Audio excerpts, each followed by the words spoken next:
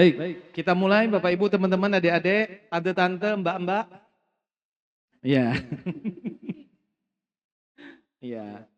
Nah, sampailah apa pula yang dimakan nampaknya nih? Obat. Astagfirullahaladzim.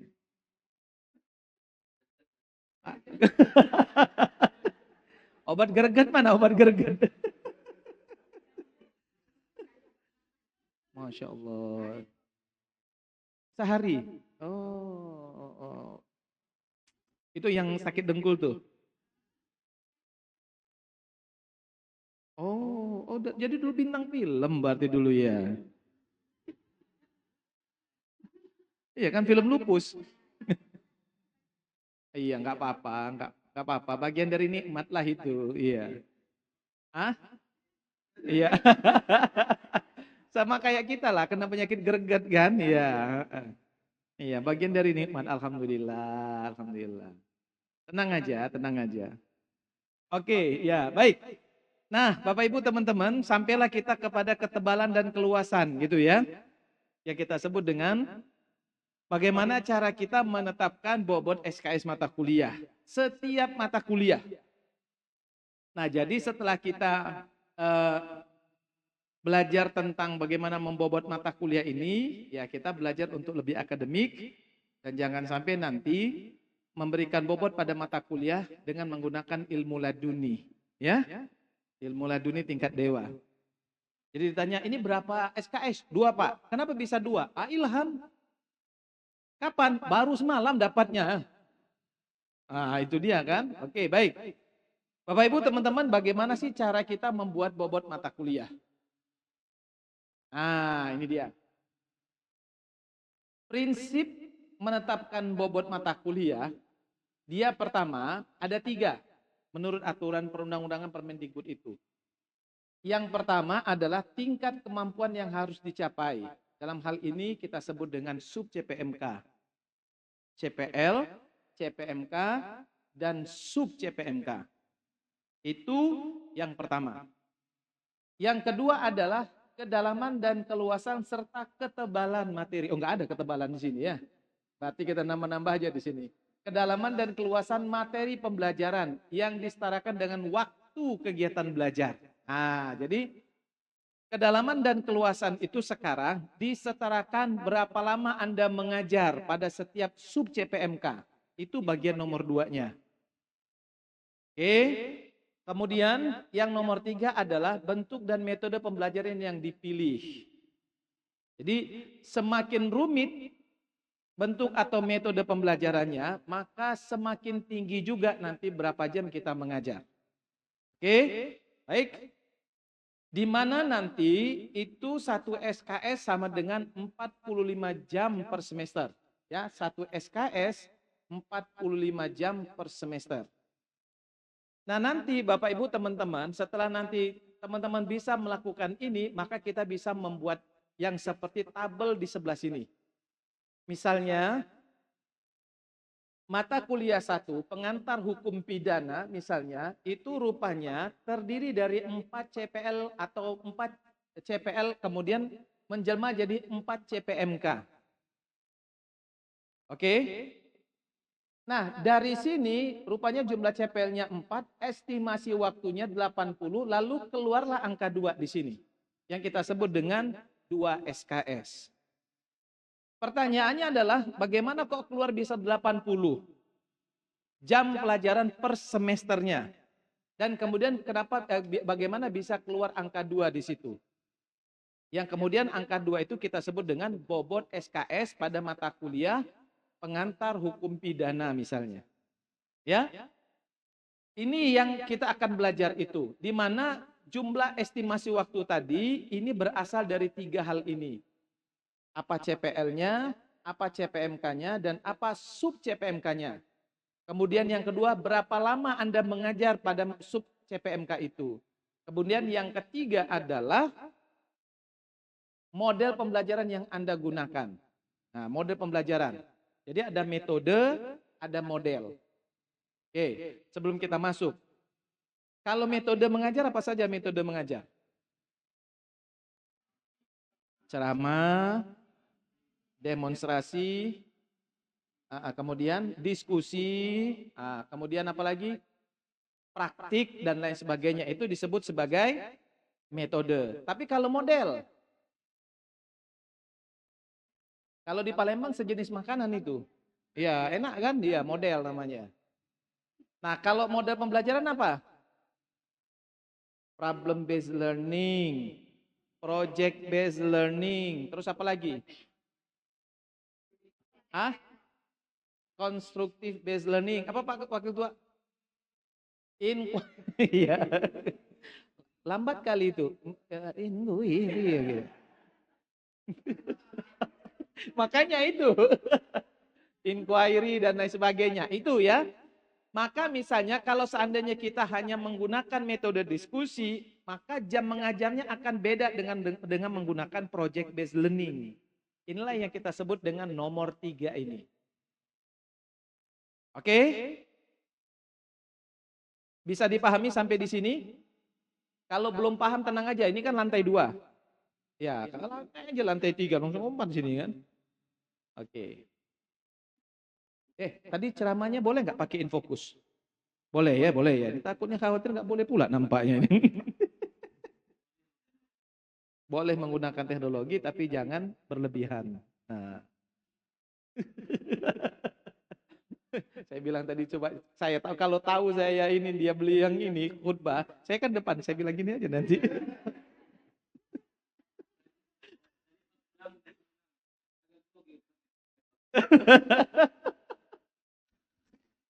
Oke, baik ya. Jadi 3 hal ini yang menjadi penyusun dalam kita menyusun bobot SKS pada setiap mata kuliah. Nah, seperti ini ya. Nah, bentuk pembelajaran itu ada 3. Ada yang kita sebut dengan kuliah responsi tutorial, atau ada dalam bentuk seminar, dan ada dalam bentuk praktikum. Ya, praktikum praktik itu ya. Tadi itu disebutkan bahwa beban belajar satu semester itu, satu SKS itu setara dengan 45 jam per semester. Oke, maka kalau seandainya ini 16 kali pertemuan, maka ya dalam satu SKS itu kita mengajar lebih kurang 2,81 jam.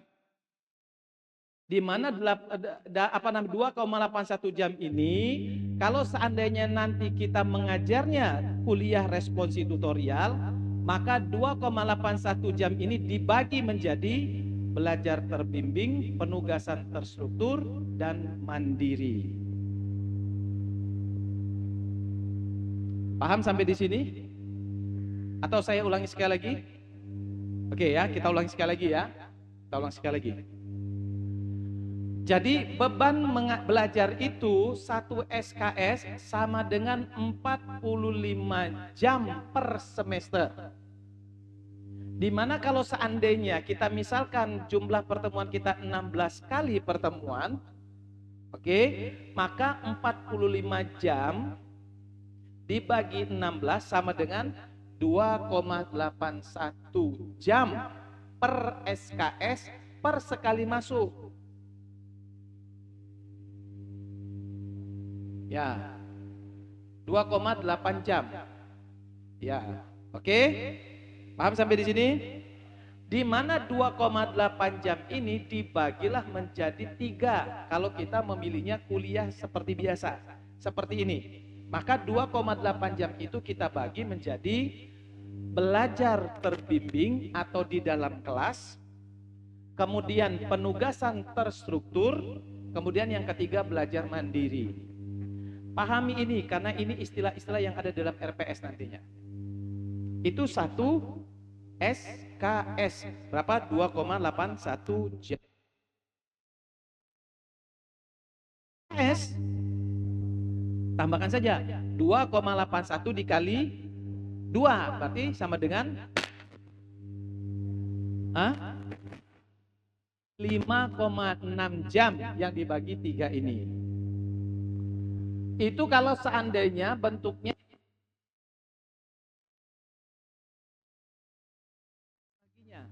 Berarti 1 SKS 2,81 jam dikali jumlah SKS. Sekarang kita contohkan. Mata kuliah micro teaching ada? Atau peradilan semu. Itu berapa SKS? 2 SKS. Oke, baik. Kalau micro teaching? Mikro. Ya, karena dia mikro berarti maka jumlah SKS-nya 0,5. Namanya aja kan mikro, kecil. Ya, berapa jumlah SKS-nya? 3. 3 ya? Oke. Nah, makanya kalau 3 berarti jumlah ideal masuk itu berapa jam per minggunya, per SKS? Semua untuk 3 SKS per minggunya.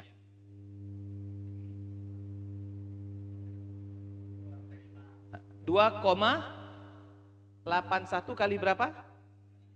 Kali 3 berapa jadinya? 2,8 kali 3. Berarti berapa? 8,4 jam sebenarnya dalam 1 minggu untuk micro teaching. Bagaimana dengan kita selama ini? Wallahu a'lam bishawab. Iya, begitu Ustadz idealnya. Jadi 2,8 itu dikali 4, dikali 3. Berarti dia 8,4 jam per minggu. Atau 8 jam per sekali masuk per minggunya. Berarti kalau kita mau ideal, yang namanya micro teaching itu kuliahnya dari pagi sampai sore.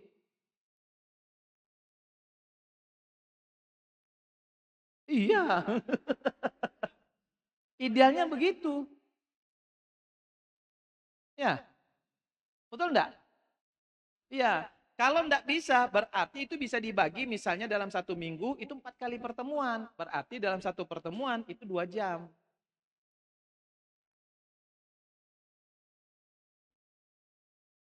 Iya. Betul enggak logikanya? Betul, iya.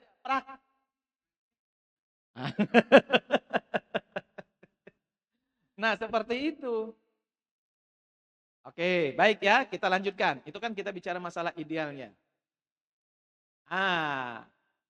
Teman-teman nanti seperti ini caranya. Ini mata kuliah.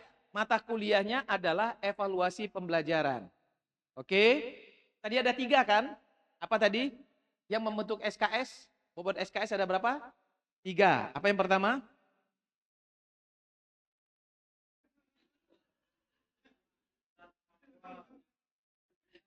CPL, CPMK, dan sub CPMK. 1. Kemudian yang kedua, lamanya. Kemudian yang ketiga, oke, sip, mantap. Baik. Nah, ini yang CPL dibebankan pada mata kuliah yang kita sebut dengan CPMK. Dan ini ada sub CPMK-nya. CPMK ada berapa? Ada 2. Sub CPMK-nya ada 8. Nah, yang inilah nanti akan kita bagi nih. Sub CPMK 1 rupanya estimasi jam belajarnya untuk teorinya itu 16 jam per minggunya. 16 jam, bukan 16 jam per minggu, bukan. 16 jam per semesternya.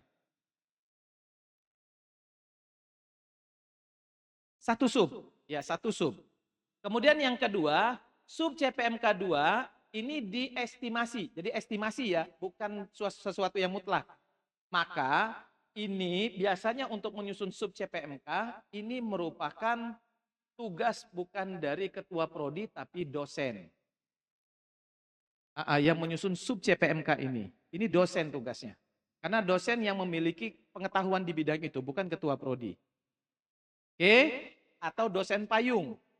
Apa itu dosen payung? Apa dosen payung? Dosen terbang. Bukan. Dosen apa dosen payung? Bukan. Dosen payung itu dosen yang suka menggunakan payung. Nah, itu namanya dosen payung.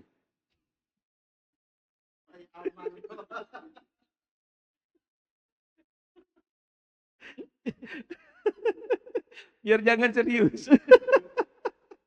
Nah, kalau menurut akademik beliau benar. Yang namanya dosen payung itu adalah dosen penanggung jawab mata kuliah. Betul. Itu secara akademiknya. Oke, baik. Kemudian sub CPMK 3 rupanya diperkirakan itu 8 jam per semester ngajarnya.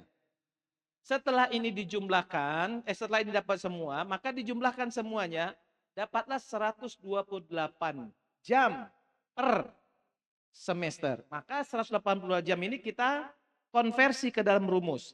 128 jam dikali 1 SKS dibagi 2,81 jam per minggu dikali 16 sama dengan 2,85 dibulatkan menjadi 3 SKS.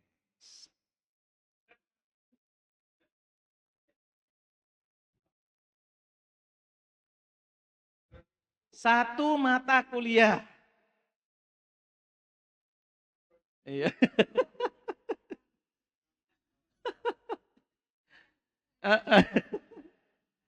Iya betul Pak Kiai, betul. Ini satu mata kuliah. Iya. Tuh. Ya, inilah kemudian kita dapat 3 SKS. Rupanya setelah dihitung-hitung dapatlah evaluasi pembelajaran ini 3 SKS. Itulah logika akademiknya ketika kita menyusun bobot mata kuliah dalam hal SKS.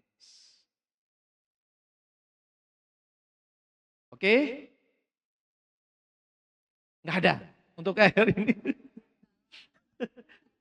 Kalau teori lain yang paling gampang tadi.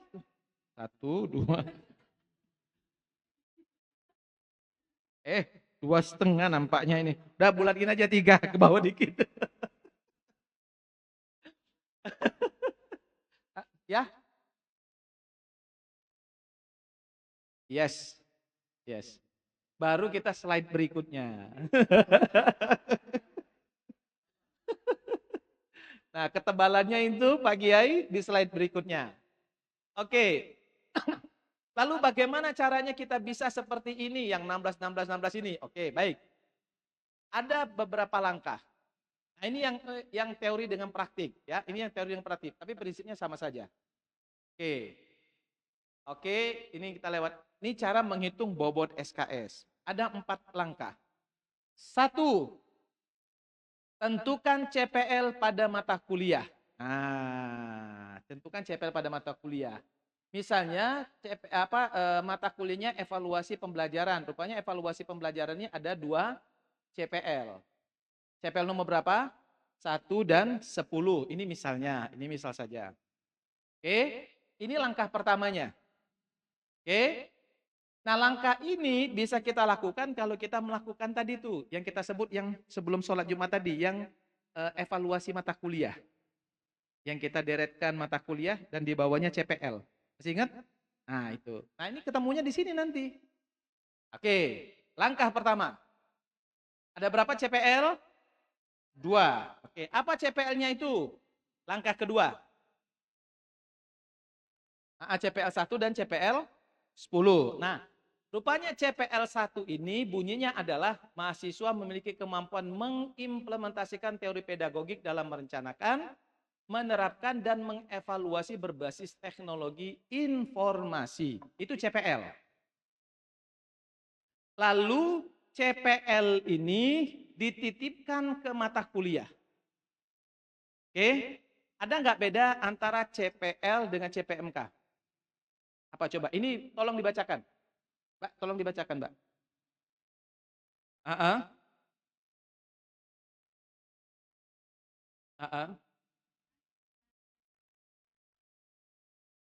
informasi. CPMK-nya?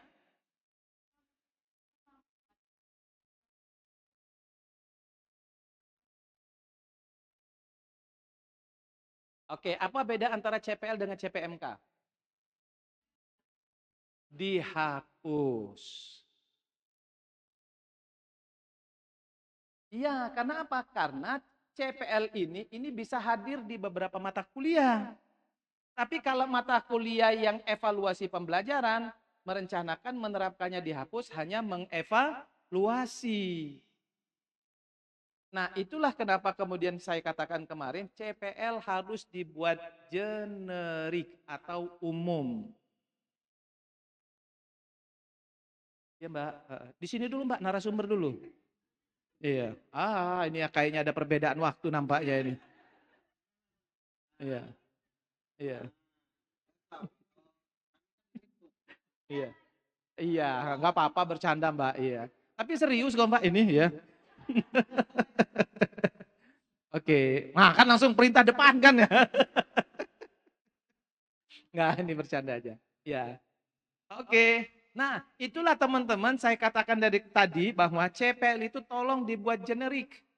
Ya, karena CPL itu sifatnya generik dan kemudian dititipkan ke mata kuliah, itulah yang kita sebut dengan CPMK. Karena kalau merencanakan, ini nanti hadir di mata kuliah mana? Hah? Desain pembelajaran, pengantar kurikulum, apalagi? Strategi pembelajaran. Nah, itulah yang kita sebut dengan CPL yang bersifat generik.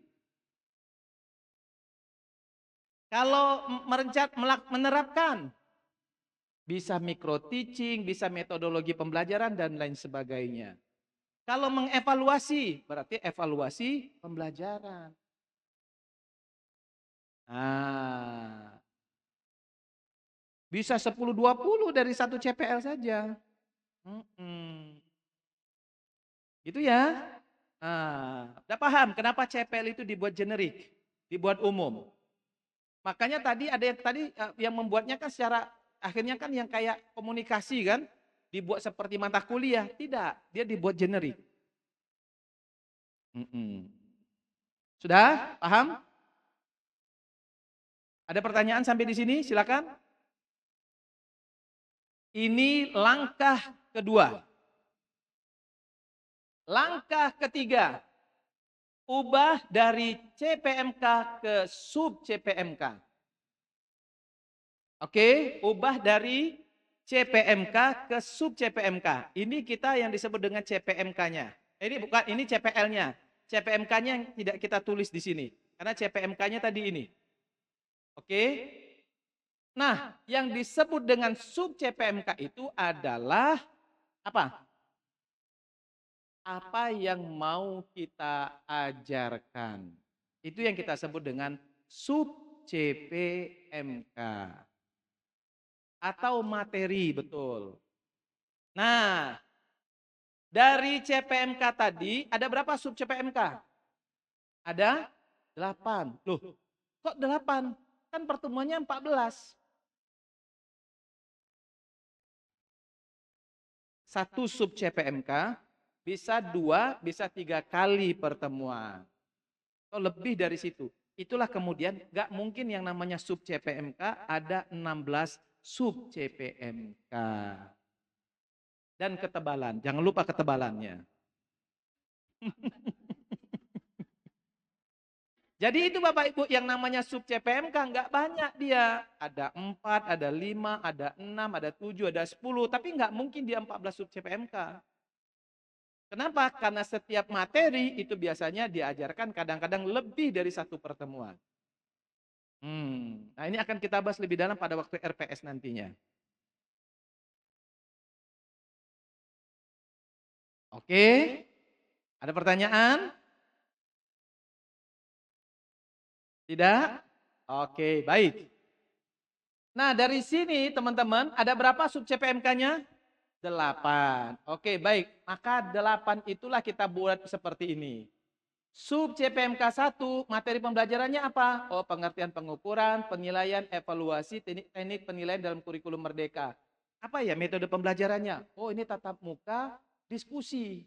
Ini kira-kira kalau kita mengajar sub CPMK ini, kira-kira berapa minggu ya? Berapa kali pertemuan? Oh ini kayaknya 2 kali pertemuan. Oh ya, kalau 2 kali pertemuan, estimasinya adalah dalam satu semester, 1 jam di kelas, 7 jam penugasan dan belajar mandiri, itu dikali 2 sama dengan 16. 1 tambah 7, 8. 8 kali 2, 16.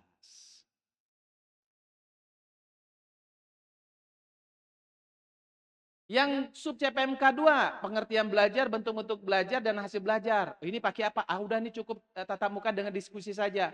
Ini kira-kira berapa kali pertemuan ya?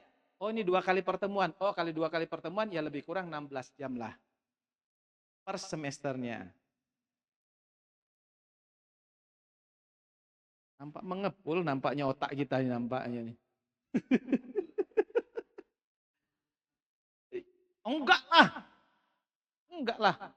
Ini yang kita sebut dengan hak prerogatifnya dosen itu, dia yang pemilik pengetahuan. Ya bebas terkendali, nggak bisa sebebas-bebasnya. Nah maka 16 tambah 16 tambah 8 tambah 32 tambah 16 tambah 8 tambah 24 tambah 8 jumlahnya adalah 128. Ketika masuk rumus ini hasilnya adalah 2,85 dibulatkan menjadi 3 SKS. Ya.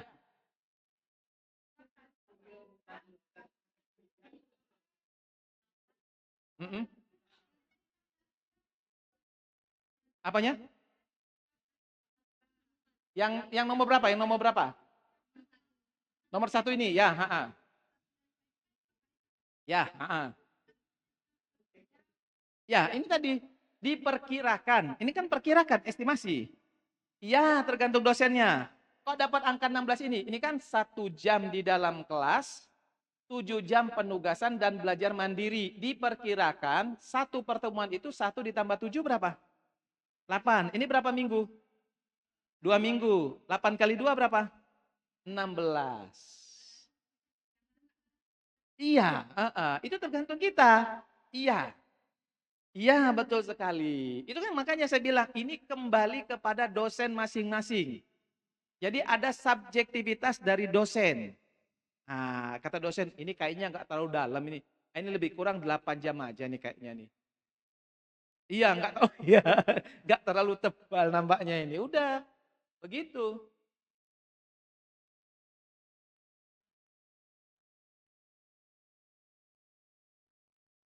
Kunang-kunang nampaknya ini. Ya sudah, makan semangka dulu, makan semangka dulu. Ayo. Ayo. Ayo.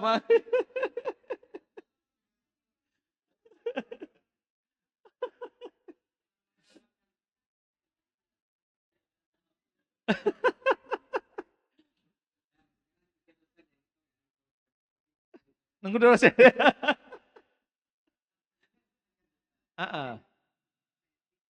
Ya kata dosennya, Pak kami kembalikan ketua prodi sama sekretaris prodi. Katanya kami nggak sanggup nanti.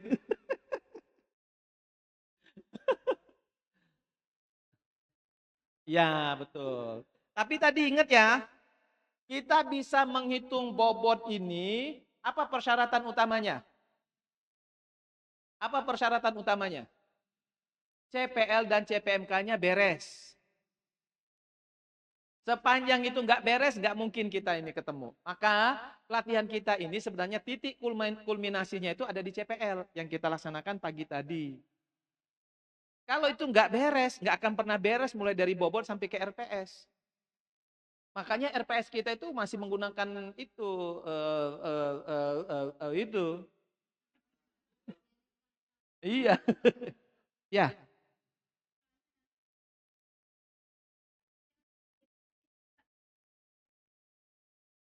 Oh tergantung, nanti kita belajar RPS. Nah, iya. Ini sudah mulai tebal nampaknya, tambah tebal nampaknya ini. Padahal kita udah jam 4 selesai ini. Sudah setengah 3 ini. Padahal tadi materinya sudah berapa lagi materinya itu kan? Sambung. Sebuah, iya. Oke, baik. Ada pertanyaan sampai di sini? Astagfirullahaladzim.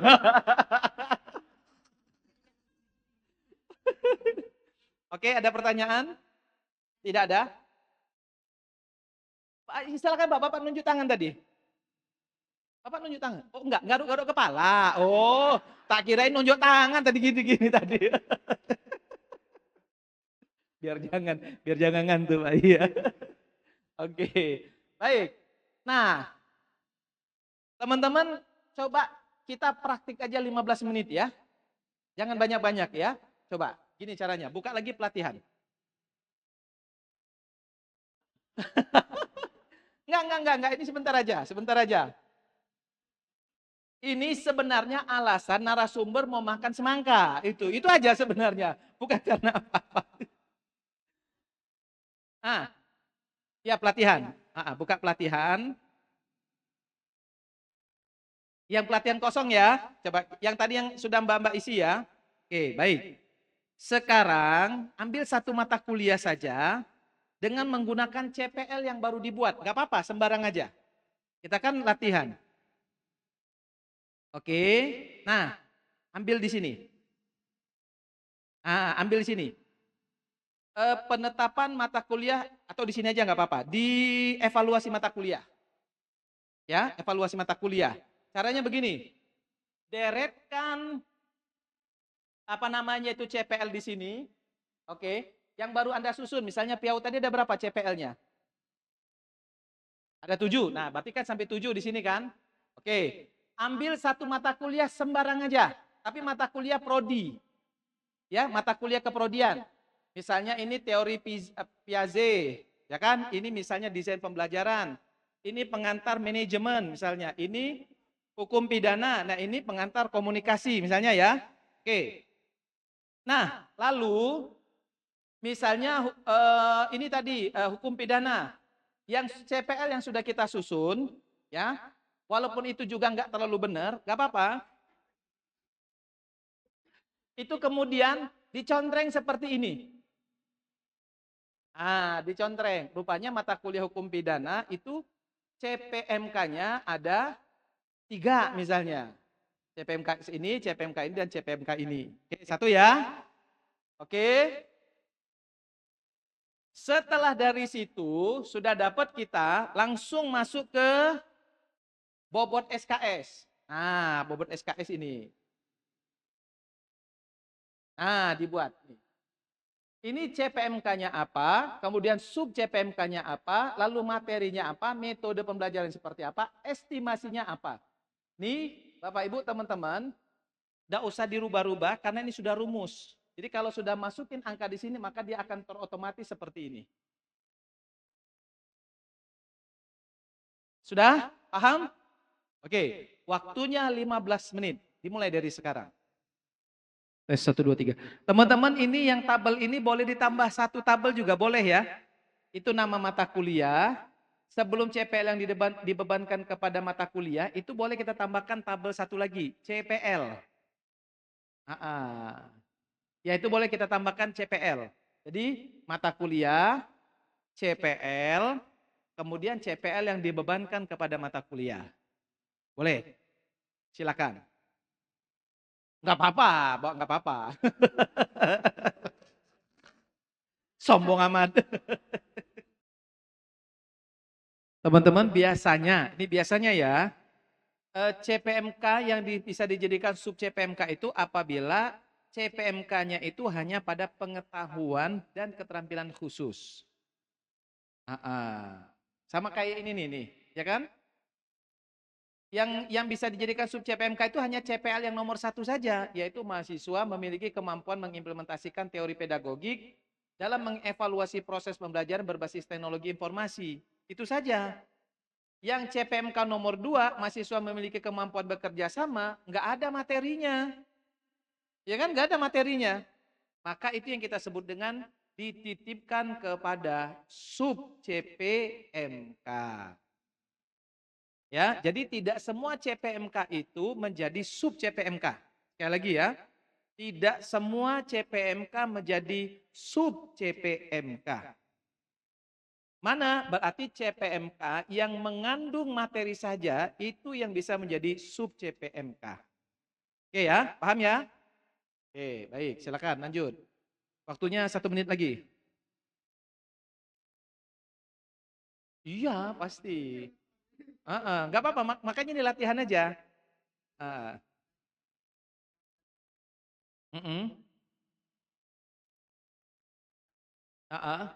Belum nyambung. Nah, ya ini karena apa? Karena CPL-nya tadi belum beres. Kalau sudah beres, gampang. Oh, mata kuliah ini CPL-nya ini.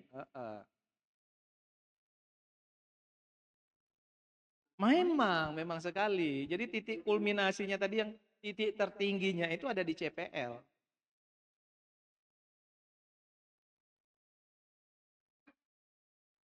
Ya yang mana aja, yang mana aja. Yang penting kan kita latihan aja. Supaya nanti jangan lupa ilmunya.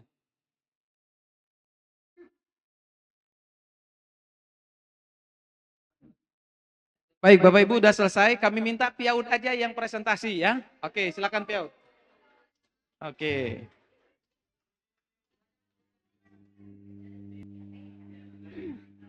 Bismillahirrahmanirrahim. Assalamualaikum warahmatullahi wabarakatuh.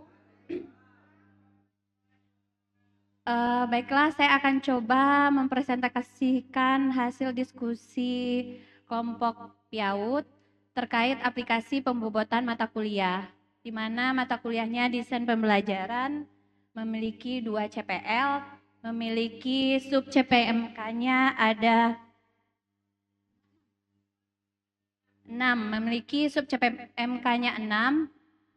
Ketika untuk sub CPMK 1 itu mengenai tujuan dan pentingnya desain pembelajaran, prinsip-prinsip dan karakteristik anak usia dini. Yang sub CPMK kedua,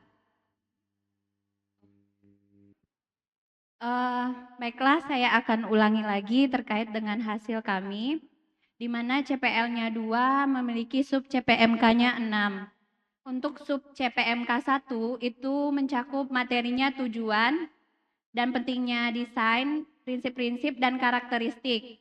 Ini metode yang digunakan TM dan diskusi. Estimasi jumlah pertemuannya 2. Dari mana datangnya 2 itu tadi? Kalau yang untuk tujuan dan pentingnya desain ini 1 jam di kelas, 7 jam penugasan, jadi 1 ditambah 7, 8 dikali 2. Nah itu hasilnya yang 16 jam belajar per semesternya. Kemudian yang untuk sub CPMK yang kedua itu terkait landasan filosofis, implikasinya itu juga estimasinya 2, tapi untuk keterangan ininya 2 jam di kelas, 6 jam penugasan. Jadi 6 ditambah 2, 8 dikali 2, 16. Kemudian untuk sub CPMK 3-nya terkait dengan strategi metode pembelajaran. Kalau untuk khusus PAUD ini terintegrasi kepada bermain sambil belajar. Itu estimasi jumlah pertemuannya 4. Kenapa di sini masih teori? Karena kita ini kan dulu mahasiswanya dengan teorinya, sehingga 6 jam ini di kelas berupa diskusi dan tatap muka, 10 jam penugasan, dan berarti 6 ditambah 10 berarti 16 dikali 2, 32 jam. Yang selanjutnya ini berbagai macam model-model yang bisa digunakan dalam PIAUD. Ini kami masukkan ke dalam praktiknya. Nah itu memang tidak ada teori karena sudah dijelaskan di sebelumnya. Itu prakteknya 32 jam. Nah praktik ini pembagiannya sama kayak yang tadi, 6 ditambah 10 dikali 2. Kemudian, Iya benar. Sabar dulu Pak. Nah ini juga sama pembagiannya. Untuk media pembelajaran dan teknologi sederhana itu di 2 dan 2. Pembagiannya hampir sama dengan yang sebelumnya. Kemudian didapatkan SKS teorinya berdasarkan perhitungan yang sudah ada itu sebesar 1,422 secara teori, SKS prakteknya 1,422, ditotalkan menjadi 2,844, digenapkan menjadi 3 SKS.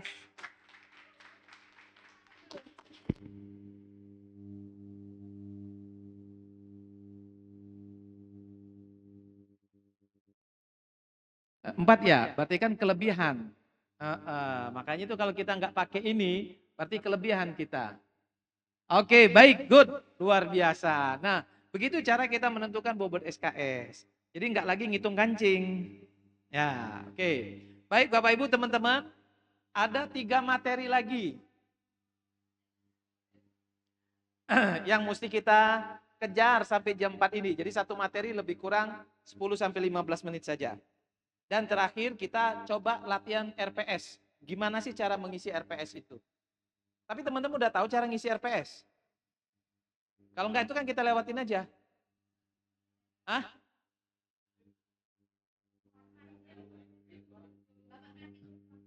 Formatnya? Oh, formatnya nanti yang ada di buku itu aja nanti. Nanti kita bahas sama-sama ya. Bahasnya cuma 10 menit saja. Enggak perlu pakai teori. Langsung praktik aja nanti.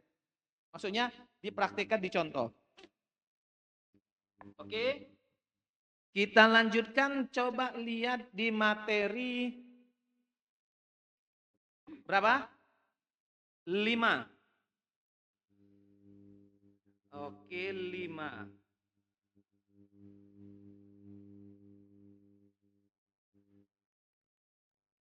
Saya akan coba jelaskan 10 menit saja yang 5 ini. 10 menit, 10 menit, 10 menit, selesai. Nah, apa yang dimaksud dengan organisasi mata kuliah dan peta kurikulum? Nah, artinya adalah Anda sudah punya deretan mata kuliah. Sudah ada lebih kurang, ada katakanlah 40 sampai 45 mata kuliah.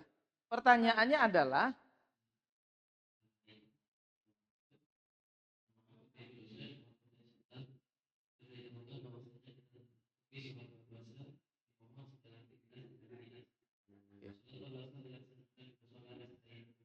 oke, masih. Misal. Baik, kita mungkin sholat asarnya agak telat. Ya, agak telat ya. Tapi bukan karena datang bulan, bukan. Oke, baik. Enggak apa-apa, nanti kita ada fikih baru, badal sholat. Tenang aja. Oke, baik. Nah, pertanyaannya adalah, itu mata kuliah mau diapain?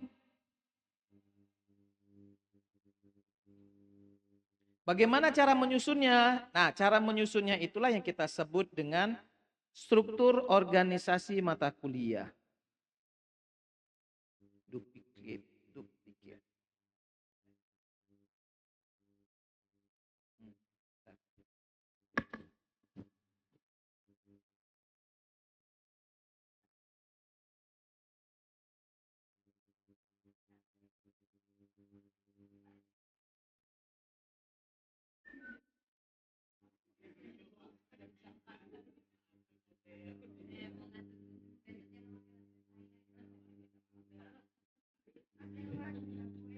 Oke, baik, saya akan jelaskan secara singkat.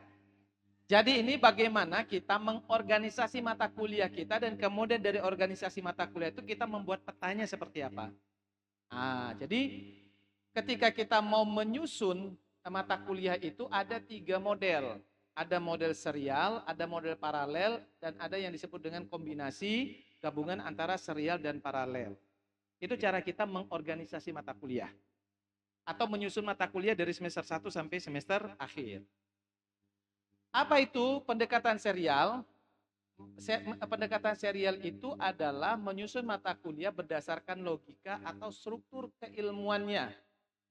Yang dimaksud dengan logika atau struktur keilmuannya adalah mulai yang paling dasar sampai kepada yang semester akhir, mulai mata kuliah yang paling ringan sampai mata kuliah yang paling berat. Mata kuliah yang paling berat apa? Yang paling berat? Yang paling berat? Skripsi. Skripsi. Itulah kemudian kenapa skripsi itu ditaruh di semester akhir. Belum pernah ada di dunia ini skripsi itu semester 1, nggak pernah ada. Tahu-tahu langsung skripsi kan, biar cepat selesai. Nggak ada. Nah, itulah yang kita katakan bahwa ini yang kita sebut dengan menyusunnya model serial. Oke, paham sampai di sini? Nah, ada yang model paralel. Nah, model paralel ini tidak berdasarkan susunan seperti itu, tapi dengan menggunakan blok. Blok itu tema. Nah, kalau ada anak-anak yang ini apa yang kedokteran, dia sudah biasanya pakai blog. Nah, kebetulan anak saya kan kuliah di kedokteran, dia dengan menggunakan sistem blog, misalnya blog mata, baik itu mata di sini maupun mata pencarian itu ada semua di situ, termasuk mata kaki di situ.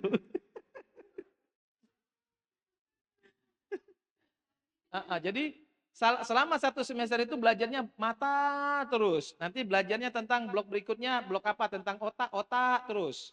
Mulai dari yang punya otak sampai yang nggak punya otak belajar di situ. Ya, ya. Jadi dia tidak ada yang namanya mudah, gampang itu nggak ada. Tapi pokoknya berdasarkan tematik. Nah ini yang kita sebut dengan paralel. Ada juga gabungan, ada yang dia berdasarkan struktur, ada juga yang kita sebut dengan paralel, itu gabungan. Nah, biasanya kita menggunakan metode apa? Serial. Serial itu yang sering diucapkan oleh orang Indonesia kalau ke Arab Saudi. Ya, serial gitu kan. Itu ya, iya. Oke. Nah, saya ini apa? Ini ya. Bagaimana cara menyusunnya? Tahapan pembelajaran dengan menggunakan serial tadi. Tahapan pembelajaran, mata kuliah yang direncanakan dalam usaha memenuhi capaian pembelajaran lulusan. Lagi-lagi CPL. Kemudian yang kedua, ketepatan letak mata kuliah disesuaikan dengan keruntutan, tingkat kemampuan dan integrasi antar mata kuliah baik secara vertikal maupun horizontal. Nah, nanti ada vertikal dan horizontal. Ini artinya adalah disesuaikan dengan keruntutan. Itulah yang kemudian tadi ada yang mengatakan mata kuliah prasyarat. Nah, ada juga yang seperti itu. Oke, selanjutnya mempertimbangkan beban belajar mahasiswa secara normal per hari, per minggu. Ikuti SNDikti terbaru. Semester 1, semester 2 berapa maksimalnya? 20, betul.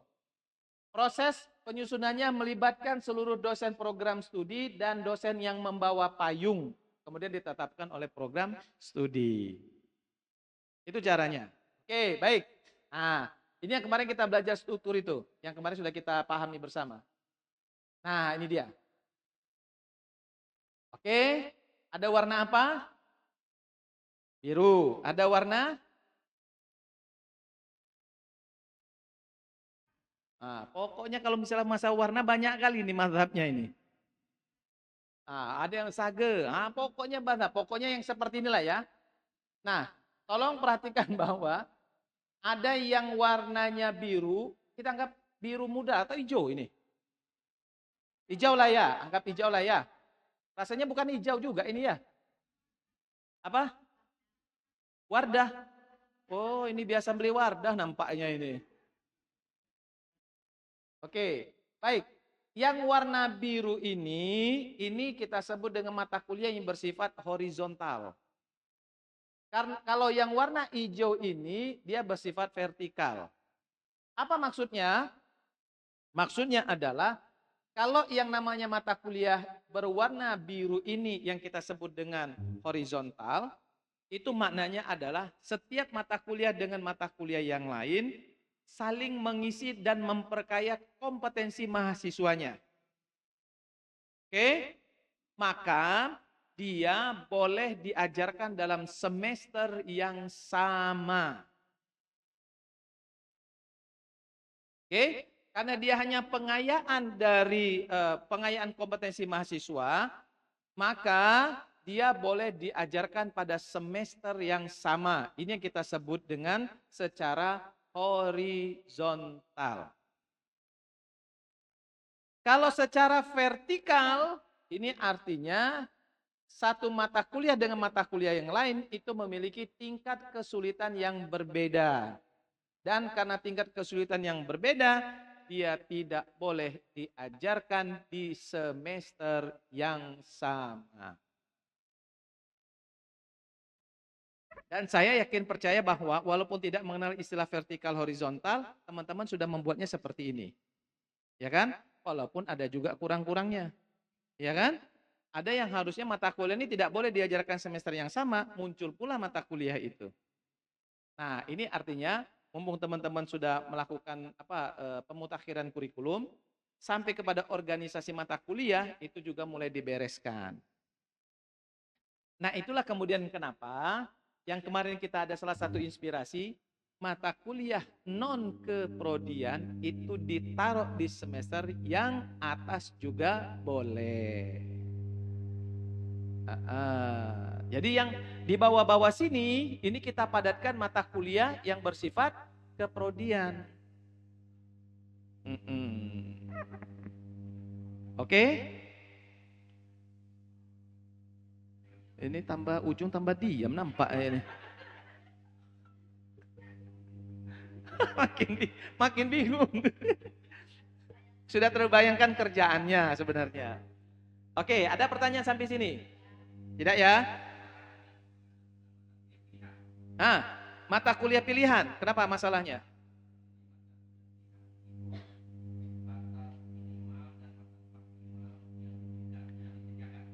Sebenarnya nggak ada batas maksimal, batas minimal. Tapi kalau menurut saya yang punya ekonomi syariah kebanyakan kayaknya mata kuliah pilihannya itu.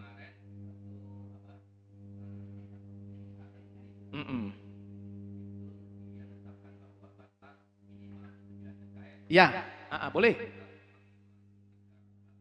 Ya. Nah, ya.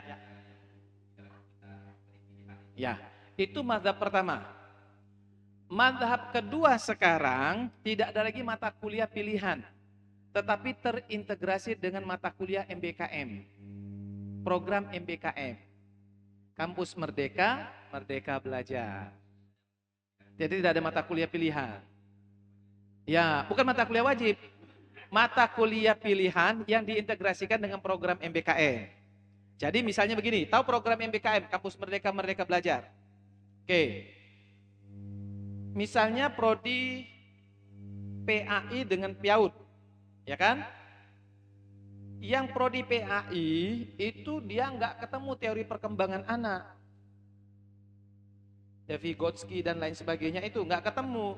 Tapi yang anak-anak mahasiswa ini kepengen belajar. Maka PIAUD menawarkan mata kuliah teori perkembangan anak, ditawarkan di semester ini.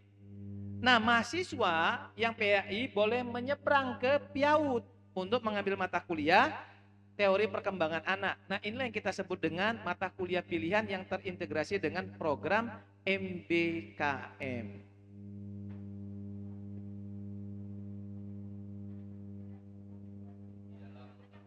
Apa? Enggak, silakan aja nanti ditawarkan. Ditawarkan. Contoh lagi. Ini misalnya siapa yang ada yang selain ekonomi syariah yang punya entrepreneur? Profil lulusannya. Ada semua ya, anggap ada semua. Orang komunikasi entrepreneur. Tapi tidak semua mata kuliah itu diajarkan, adanya di ekonomi syariah. Misalnya tentang apa? Akuntansi atau pemasaran, nggak ada di komunikasi. Oh, kalau gitu saya mau belajarnya ke ekonomi syariah. Nah, itulah yang kita sebut dengan sekarang mata kuliah pilihan yang diintegrasikan dengan program Kampus Merdeka, Merdeka Belajar. Artinya adalah berapa jumlah mata kuliah pilihan? Jumlah mata kuliah pilihan itu tergantung dari berapa banyak mata kuliah yang ditawarkan oleh prodi-prodi lain.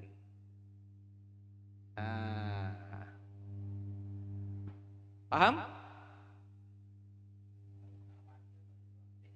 Ya, tapi kita harus tanya nih, Anda kalau mau mengambil fikih ini apa gunanya? Oh Pak, saya begini Pak, ini saya kepengen sekali begini-begini. Jadi artinya saya memilih mata kuliah ini untuk memperkaya kompetensi saya. Boleh, kata dosen pembimbing akademiknya. Tapi kalau kenapa kau ngambil mata kuliah itu? Masalahnya Pak begini Pak, ada pacar saya di situ.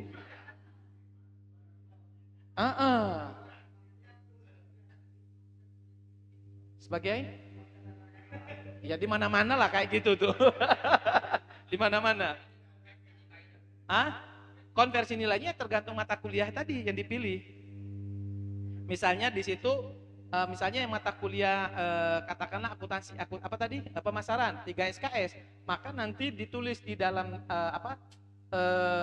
KHS atau nanti di ijazah ya 3 SKS, mata kuliah pemasaran. Untuk mahasiswa PAI, betul. Mm-mm. Nah, yang penting kan dia minimal 144. Nah, uh-uh. Mm-mm. Ya, ya, ya, uh-uh. Uh-uh. Ya, ya, ya, nggak boleh. Karena dia maksimal kan 24. Ya, itulah dia harus sebelum mengambil semester depan, dia sudah merencanakan sekarang. Uh-uh. Ya, dikorbankan satu supaya nanti dia jangan kelewatan 24 SKS. Boleh tidak ngambil tapi ngambil semester depannya. Iya, seperti itu. Itu yang kita sebut dengan program MBKM yang disebut dengan pertukaran pelajar.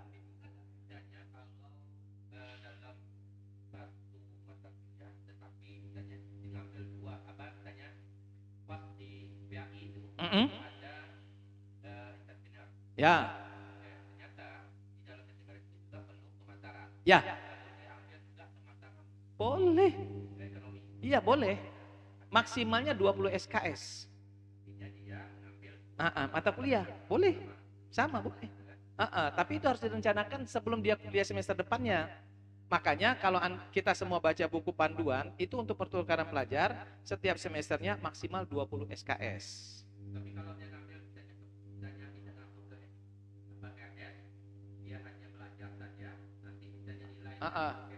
Nggak boleh, nggak boleh. Kan sekarang kan sudah PD Dikti. Nggak boleh. Begitu. Iya, betul. Iya, betul sekali. Oke, paham? Ya, lanjut. Lanjut. Udah lewat 15 menit belum? Sudah ya? Oh ya, siap, silakan.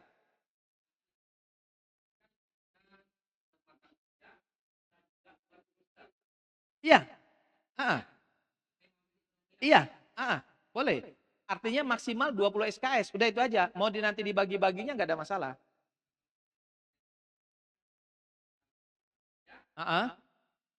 Yes, yes, betul sekali. Iya, betul semua. Termasuk tidak mengambil sekalipun boleh. Iya, iya boleh. Kan namanya kan program MBKM kan bukan kurikulum. Oke? Nah, yang nggak boleh nggak bukan sama sekali. Oke, ini yang kita sebut dengan organisasi mata kuliah. Nah, ini dia ya. Ini dia pusingnya di sini. Ini gini aja, ini kita tinggalkan, nggak usah dibuat seperti ini, tapi akhirnya seperti ini. Nah. Inilah kita sebut dengan peta kurikulum. Nah. Ini kalau sudah seperti ini kan luar biasa nih. Lihat ya. Coba sebutkan. Kalau saya paling pusing kalau bicara masalah warna. Ini warna apa? Hijau. Kalau ini, itulah makanya kan ini juga putih, ini putih juga kan? Abu-abu kan? Anggap abu-abu. Ini warna biru, ini warna pink, ini warna kuning, ini warna putih. Baik.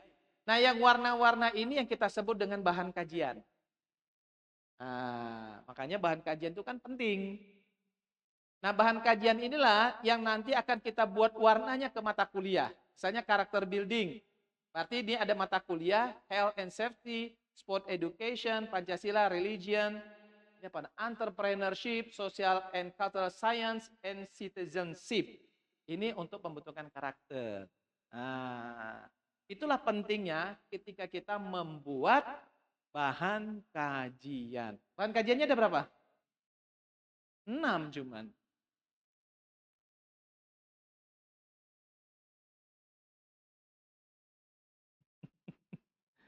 Nah, nanti nyambung tuh. Ini yang warna apa nih? Warna apa tadi? Abu-abu ya? Abu-abu ini basic science. Oh, basic science ini nih. Ditaruh di semester 1. Kemana dia? Set ke sini. Matematik, Matematik for engineering masuk ke statistik, langsung ke sini. Rupanya mata kuliah matematik, untuk teknik dan statistik untuk mensupport CPL nomor 1.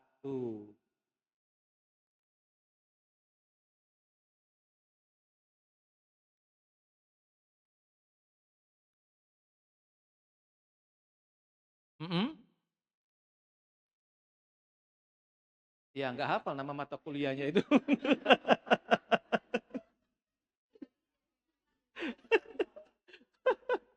Nah, iya. Nah, mata kuliah yang seperti ini, nah yang ini namanya kita susun secara horizontal. Ke atas itu namanya vertikal. Orang tidak bisa mengambil mata kuliah statistik kalau seandainya tidak selesai mata kuliah matematik untuk teknik. Tidak bisa mengambil mata kuliah matematik untuk teknik kalau tidak menyelesaikan mata kuliah matematika. Seperti itu. Kelihatan kan? Inilah namanya peta kurikulum.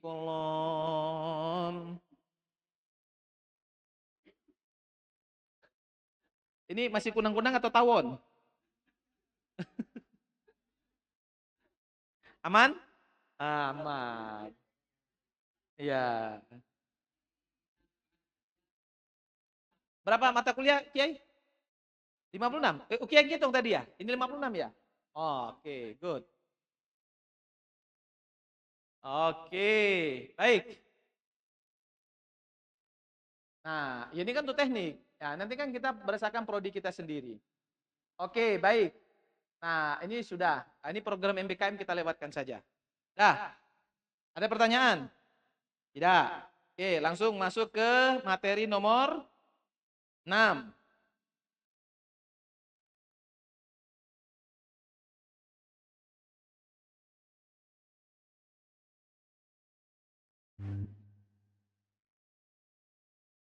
Materi nomor 6.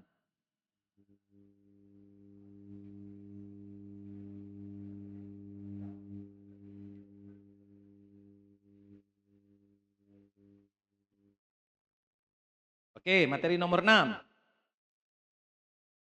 Perancangan pembelajaran, saya tidak akan ulas semuanya. Jadi kita merancang pembelajaran. Nah, oke teman-teman. Ini model ADI. IDDI.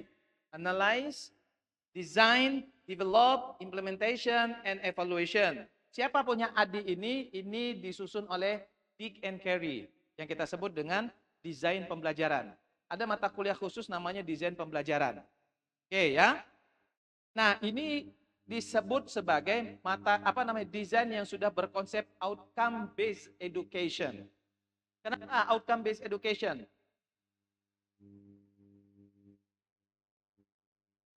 Karena kenapa dia sudah disebut dengan outcome based education?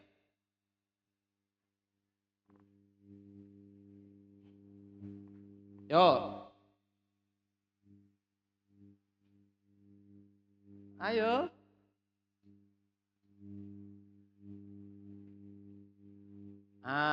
Ingat yang 4 fokus atau 4 karakteristik outcome based education kemarin. Salah satu diantaranya adalah backward curriculum design. Apa itu backward curriculum design? Desain kurikulumnya terbalik. Kenapa terbalik? Yes, betul. Karena evaluasinya di awal, betul sekali. Ini coba kasih hadiah nih Pak Ketua nih. Bukan, naikkan lagi di pesawat Hercules. Lihat nih, ya setelah CPL, CPMK, nomor 2-nya analisis kebutuhan, membuat analisis pembelajaran, nomor 4-nya apa? Hasil belajar. Biasanya kan yang nomor hasil belajar itu kan di ujung, tapi outcome based education sudah di awal-awal dia. Oke, paham? Oke, baik. Ini tidak semuanya yang akan kita pelajari. Jadi ini 1, 2, 3, 4, 5 saja paling. Apa yang pertama? mengidentifikasi CPL yang dibebankan pada mata kuliah dan menjabarkannya secara selaras menjadi CPMK diturunkan menjadi sub CPMK. Nah, ini dia. Oke. Apa itu CPL? CPL itu adalah capaian pembelajaran lulusan yang masih bersifat generik atau umum. Yang bisa dipakai di beberapa mata kuliah. Itu yang namanya CPL.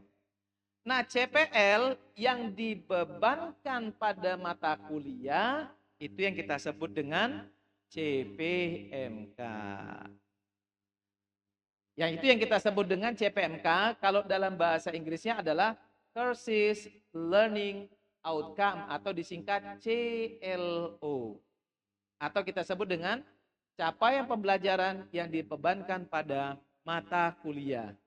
Nah, dari CPMK turunlah menjadi sub CPMK yang kita sebut dengan Lesson Learning Outcomes yang disingkat dengan LLO. Jadi ada CLO, ada LLO. Apa itu CLO? Ya, CPMK. Apa itu LLO? Sub CPMK. Betul. Lelo itu apa artinya? Kalau kami memang ada Pak itu, LO pangkat 2 namanya kalau kami itu. Lolo. Lolo itu artinya bego.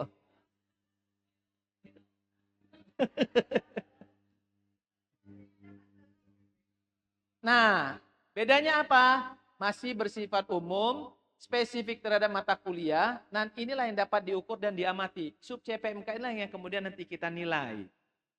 Karena dia dapat diukur dan diamati. Oke? Nah, menyusun CLO atau CPMK. Setiap mata kuliah wajib memiliki CLO. Setiap CLO harus mendukung PLO. Apa PLO ini? CPL. Oke. Setiap mata kuliah setidaknya memiliki, ini kita anggaplah bukan satu ya. Minimal berapa kemarin CPMK-nya? Usahakan 3. 3 CPMK. Oke. Terus gunakan taksonomi dan MKI dapat diukur baik secara kualitatif maupun kuantitatif. Rencanakan gunakan penilaian otentik. Itu seperti itu. Oke, baik. Nah, ini seperti inilah kira-kira. Nah.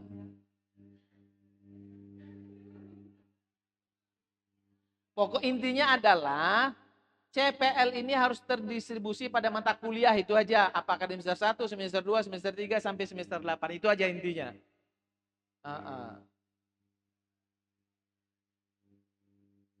Ya, jadi artinya ketika Anda bikin yang titik-titik yang tadi itu, jangan sampai nanti CPL yang tertinggal. Kalau CPL-nya tertinggal, berarti CPL itu sebenarnya nggak dibutuhkan. Oke, baik ya. Nah, seperti inilah kira-kira. CPL 1 mendukung CPMK 11 dan kemudian jadi mata kuliah. Seperti inilah kira-kira dia. CPL 4 ada berapa CPMK? 3, seperti itulah. Nah, ini mata kuliah metodologi penelitian. CPL, ada nggak di sini? Di sini aja. Di sini aja. CPL-nya memiliki kemampuan mendesain penelitian pada tahap perencanaan, analisis, dan interpretasi data baik menggunakan atau tidak menggunakan software. Ini CPL namanya.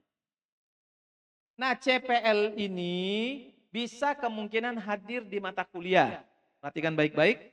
Mata kuliah yang pertama bisa di metode penelitian, bisa di statistik, bisa di skripsi. Saya ulangi lagi. Satu CPL ini bisa digunakan di beberapa mata kuliah. Misalnya, Anda gunakan dia di mata kuliah metode penelitian. Maka CPL ini Anda harus ubah ke dalam CPMK khusus untuk metode penelitian. Apa itu? Mahasiswa memiliki kemampuan dalam mendesain penelitian pada tahap perencanaan. Apa yang hilang? Analisis dan interpretasi data baik menggunakan atau tidak menggunakan software. Kenapa? Karena CPL ini nggak berguna untuk CPMK metode penelitian.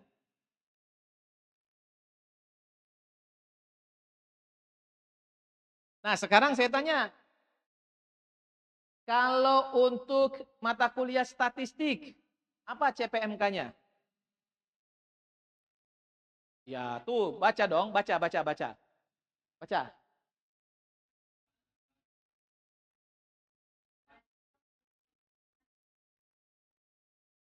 Ah, yes, betul sekali. Itu CPMK untuk mata kuliah statistik. Kalau untuk CPMK mata kuliah skripsi, semuanya, betul sekali. Nah, itulah beda antara CPL dengan CPMK.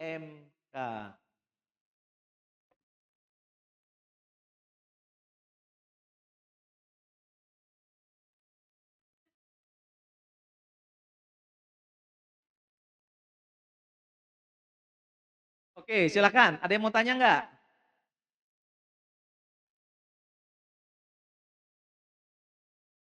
Yo, silakan.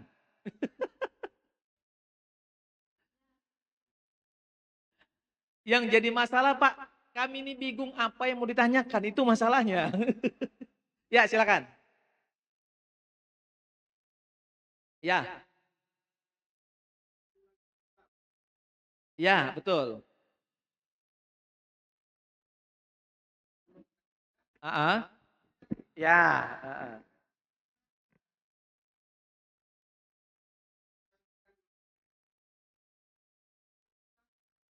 Nah, itu berarti kita menyelesaikannya secara adat.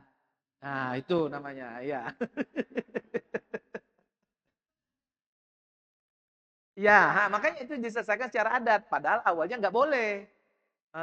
Nggak boleh. Itu kalau tidak mau secara adat, mata kuliah yang Anda buat sekarang ketika dikonfirmasi ke CPL, itu nggak ada CPL-nya, maka masih mata kuliah itu di-delete.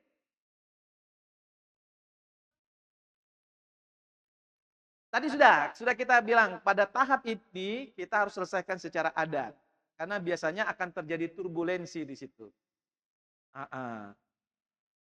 Betul sekali. Oke? Clear? Ya. Ini ada yang ada suara nggak ada orang? Ini mana nih? Oh, ada orangnya.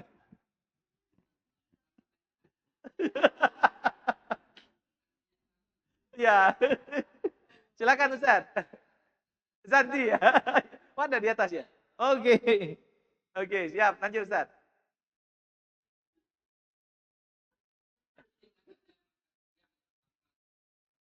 Mata kuliah di Samad siap prodi, oke?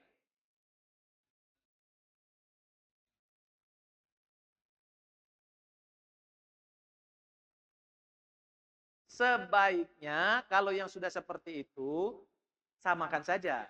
Betul sekali. Ya. Ya. Tadi saya bilang begini, kalau yang sudah mata kuliah itu kita serahkan dengan Pak Ketua. Setuju? Pak Ketua yang nyusun CPL-nya. Ya. Itu biasanya kalau di kami itu kita minta tolong sama LPM. Mana LPM-nya? Ya, kalau LPM kan berarti semua orang di situ. Oke, lanjut. Silakan. Tidak ada? Nah, dari CPMK itulah kita turunkan menjadi sub CPMK. Oke, ada berapa sub CPMK-nya di sini? 7. Nah, dari 7 itulah kemudian kita breakdown menjadi 14 kali pertemuan di luar UTS dan UAS. Makanya biasanya tidak mungkin sub CPMK itu sebanyak 14 sub CPMK, nggak mungkin. Karena setiap sub CPMK biasanya ada bisa saja 1 pertemuan, bisa 2 pertemuan, bisa lebih dari 2 pertemuan. Seperti kata Ustadz tadi. Tuh. Nah, kalau yang sudah seperti ini Bapak Ibu teman-teman, biasanya nyusun RPS gampang. Gak susah. Dah. As-salatu khairum minan naum.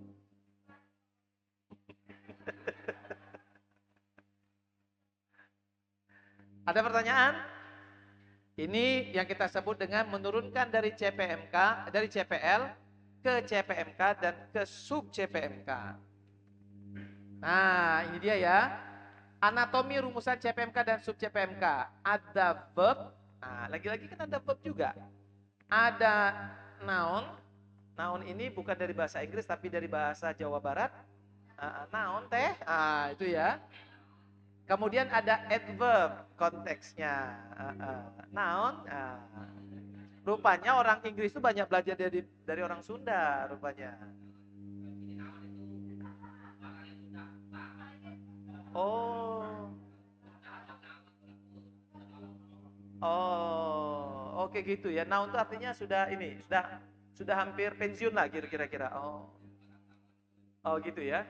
Oke. Ini dapat kosakata baru ini. Nah, verbnya apa, nounnya apa, konteksnya apa. Nah, ini kan mampu mengkaji dan menyusun rancangan proyek kewirausahaan kecil dan menengah. Nah, itu seperti itu. Nah, intinya adalah ini nih. Prinsip penulisan CPMK dan sub CPMK. 1. Berorientasi kepada mahasiswa bukan kepada dosen atau mata kuliah. Jadi dia berorientasi kepada mahasiswa.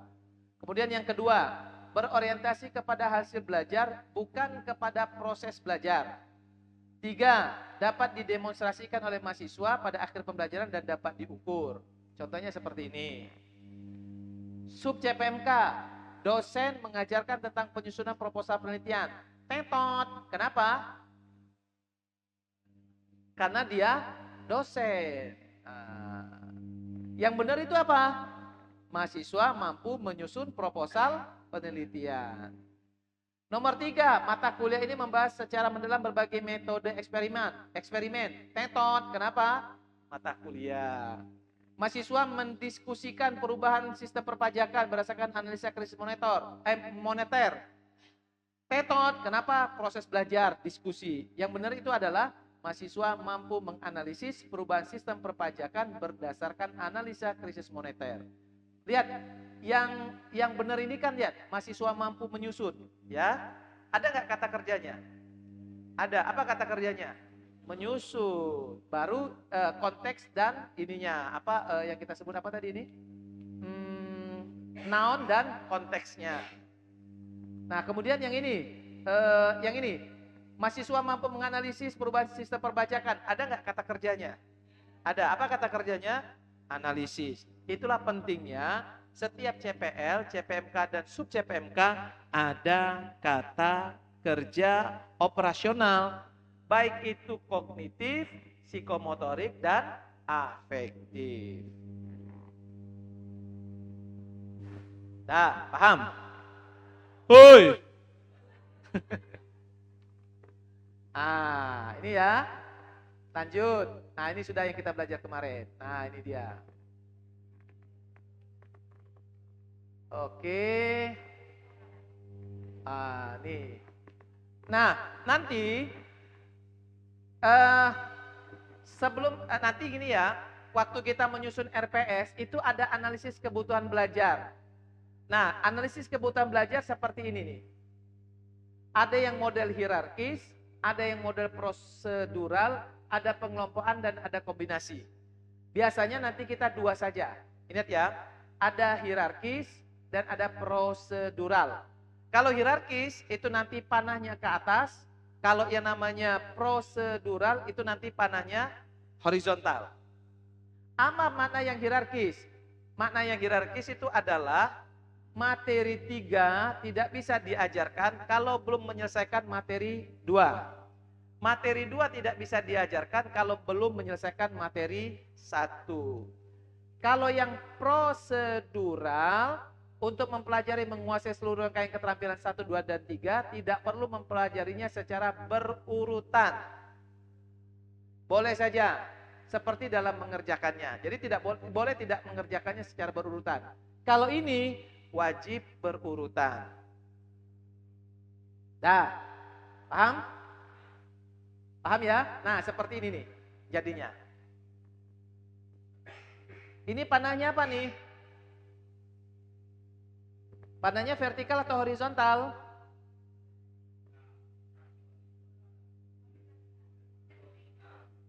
Nampaknya vertikal horizontal dan tambah sore tambah nggak jelas nampaknya nih mana vertikal mana horizontal namanya.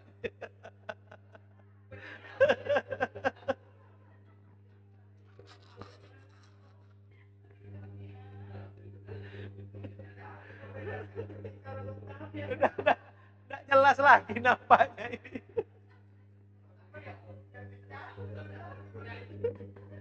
Oi. Iya, iya, iya. Kalau sudah begini dia, itu berarti sudah kunang-kunang tuh nampaknya itu.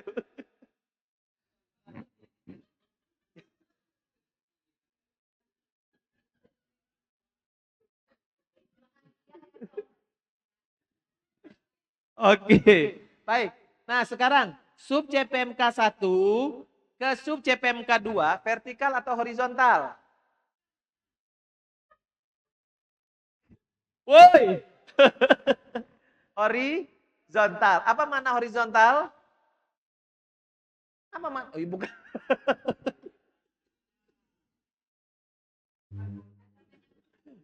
Hah? Horizontal. Ya, ya mendatar maknanya apa? Ini tadi nih. Nih, untuk mempelajari dan menguasai seluruh kerangka, tidak perlu mempelajarinya secara berurutan. Ya, itu maksudnya. Coba lihat, apa sub CPMK 1? Menjelaskan tentang pengetahuan, ilmu, filsafat dan etika dan plagiasi, ya kan? Sub CPMK 2. Nah, ya kan? Berarti wajar antara sub CPMK 1 dan sub CPMK 2 garisnya horizontal. Ah, dah paham.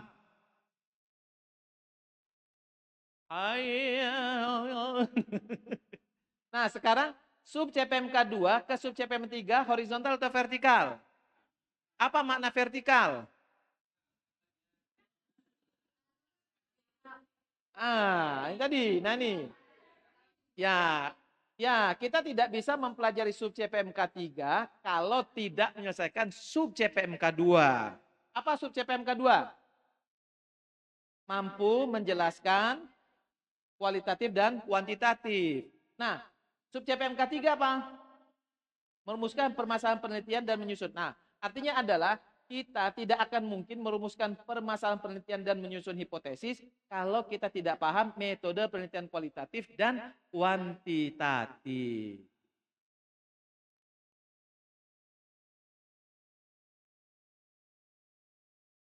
Ini tambah gampang kan pelajarannya kan? Aman? Yang greget? Mudah-mudahan. Ya, oke. Sudah. Nah, itu aja dulu ya. Sekarang jam berapa? Jam 4 sudah. Masya Allah. Sudah, sekarang kita masuk ke RPS. Sudah. RPS itu kita belajarnya di sini saja. Buka yang panduan. Nampaknya nggak sanggup lagi buka materi nampaknya ini.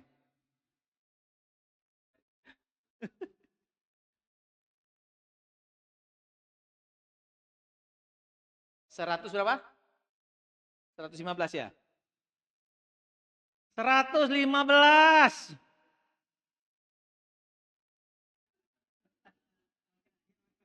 Iya, sudah mulai marah nampaknya ini narasumber ini. Nah, oke, itu bagus itu. Masuk dia yang marah tadi. Ya Allah ya Robi. Iya, betul. Dia guru besar, bukan, dia yang menyusun KPT, salah satu penyusun KPT ini. Yang di atas tadi. Ya. Uh, ya, diputer ya, diputer. Udah dapat. Serat.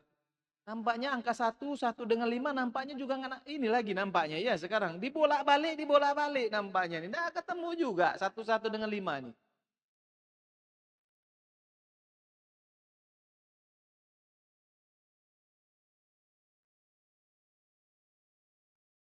Terus 115.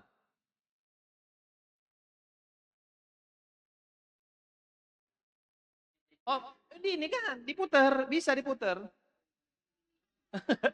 Enggak, jangan laptopnya yang diputer. Nah, ya. Nah, terus. Nah, itu kan bisa diputer. Itu tuh, cara muter tahu. Nah, itu tuh ada tuh cara muternya. Sudah. Ya, nah, ya. Astagfirullahaladzim. Jangan tengok situ lah. Nah, terus satu lagi. Putar. Nah, oke, sudah?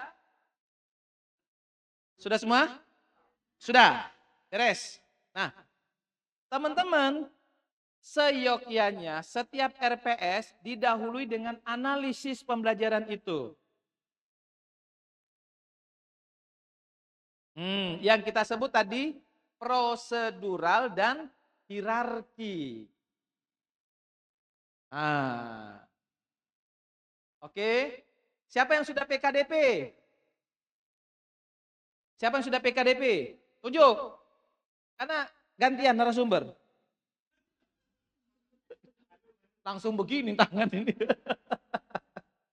Oke, sudah ya. Ini kita sebut dengan analisis pembelajaran, bisa sebut dengan prosedural dan bisa hierarki. Oke ya. Tolong nanti tunjuk tangan kalau ada yang mesti kita diskusikan. Ya.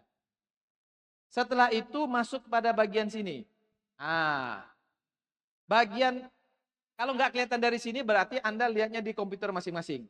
Oke. Yang sebelah kiri ini berarti logo institusi atau logo stay kita. Kemudian nama universitas, kalau ada fakultas, dan kemudian nama prodinya. Kemudian ini kita sebut dengan RPS. Kemudian ini ada kode dokumen. Kode dokumen nomor berapa. Terus di sini mata kuliah. Di sini contohnya adalah mata kuliah metode penelitian.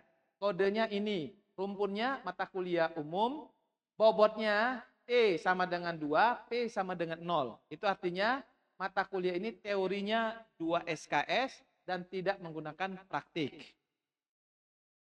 Itu ya. Baik, disajikan di semester berapa? Semester 6. Tanggal penyusunannya kapan? Oh, ini tanggal 1 bulan 2 2023. Terus tanda tangan di sini, dosen pengembang RPS, koordinator rumpun mata kuliah, kemudian kaprodi. Ada satu lagi kalau Anda mau ditambahkan di sini. Sering ditanyakan oleh asesor. Apa itu? Validator. Jadi siapa yang memvalidasi RPS ini? Itu biasanya LPM lagi. Kalau ngerti. Tapi kalau di sini sudah ikut pelatihan kan? Paling besok, mana RPS? Mana RPS? Saya mau validasi, nggak bener ini. Apa? Enak. Enggak, biasa di sini kan ada gugus penjaminan mutu kan? Itu didelegasikan ke gugus penjaminan mutu. Seperti itu. Baik. Nah, selanjutnya ada apa di sini? Ada CPL. Mata kuliah apa tadi? Metode penelitian. Ada berapa CPL-nya? 4. Mampu merancang dan melaksanakan penelitian, mampu mengidentifikasi, memformulasi dan menyelesaikan masalah, memiliki tanggung jawab dan etika profesional, mampu berkomunikasi secara efektif dengan kode CPL 2, CPL 4, CPL berapa? 8 ya? Dan CPL 9. Oke, diturunkan menjadi CPMK. CPMK-nya berapa? 4. Nah, ini lihat. Mampu merancang dan melaksanakan penelitian. Oh, kalau di sini melaksanakan enggak? Di sini diganti menjadi mampu merancang penelitian saja. Nah, itulah yang kemudian dirubah dari CPL menjadi CPMK. Kemudian mampu mengidentifikasi dan menformulasi, ini sama. Memiliki tanggung jawab, mampu berkomunikasi. Nah, inilah yang kita sebut dengan CPL ke CPMK. Dari CPMK, berapa CPMK-nya? 4. Sub CPMK-nya ada berapa? Ada berapa? Ada 6. Ada 6 ya? Ada 6. Nah, ini itu yang kita sebut dengan sub CPMK, itu materi apa yang mau kita jelaskan. Nah, lalu korelasikan antara CPL dengan sub CPMK. Nah, seperti ini. CPL 2 itu erat kaitannya dengan sub CPMK 3. Berapa persen penilaiannya? 5% dan lain sebagainya. Ketika dijumlahkan menjadi 100%.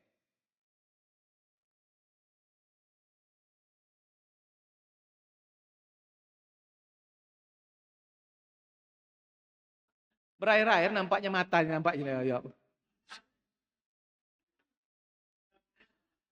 Ah? Belajar sini pakai format ini ya, jangan main-main. Mana formatnya? Mana formatnya? Iya, UIN mana? Ya, coba formatnya. Tanda tangan di bawah. Oke, ya nggak apa-apa. Coba ke bawah lagi. Oh iya boleh. Ini model yang lain. Terus ke bawah lagi. Ini apa nih? Oh stop. Ke atas dikit. Yang ini. Ini Pak saya ngarang karena nggak ada.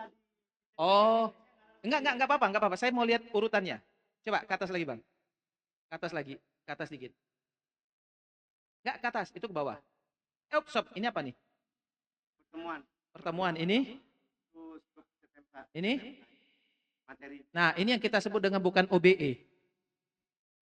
Dia belum OBE, belum outcome based education. Nanti kita jelaskan kenapa dia bukan outcome based education. 2021. Oh, yang pakai Zoom. Oh, sudah pakai luring. Oh, oke, baik. Nah, usahakan nanti mengikuti format yang ada di dalam buku ini ya. Karena ini yang RPS yang sudah berbasis outcome based education. Oke, sudah? Kita lanjutkan. Saya akan jelaskan satu saja nanti ya. Bahan kajiannya seperti ini, kemudian ada daftar pustaka, kemudian dosen pengampunya seperti apa, kemudian mata kuliah syaratnya apa. Oke ya, sudah paham. Nah, ini dia yang paling penting. Nah, lihat ini ya. Kalau nggak bisa lihat dari sini, lihat yang di situ. Oke, ini minggu ke. Kemudian kemampuan akhir tiap tahapan pembelajaran atau kita sebut dengan CPMK. Kemudian ada berikutnya penilaian. Nah, Bang siapa namanya Bang? Bang Januar. Oke. Saya nggak nanya nama aja. Ya. Nggak usah itu lagi, nggak usah komen-komen lagi. Bang sorry Bang, bercanda ya Bang. Oke. Lihat ya. Minggu ke kemampuan akhir tiap tahapan belajar yang kita sebut dengan sub CPMK langsung ke penilaian. Nah, ini yang kita sebut dengan template RPS beracuan outcome based education. Ya. 1 2 mampu menjelaskan bla bla bla bla, indikatornya apa? Nah, lihat ya. Ini yang kita sebut dengan constructive alignment itu. Perhatikan. Mampu menjelaskan tentang teori, mana kata kerjanya? Menjelaskan. Lalu indikatornya. Apa indikatornya? Ketepatan apa? Menjelaskan. Nomor 1, 1 2 ketepatan menjelaskan. Nomor 1.3 menjelaskan. Nah, ini yang kita sebut dengan jelas. Kalau sub CPMK-nya menjelaskan, indikatornya dia menjelaskan.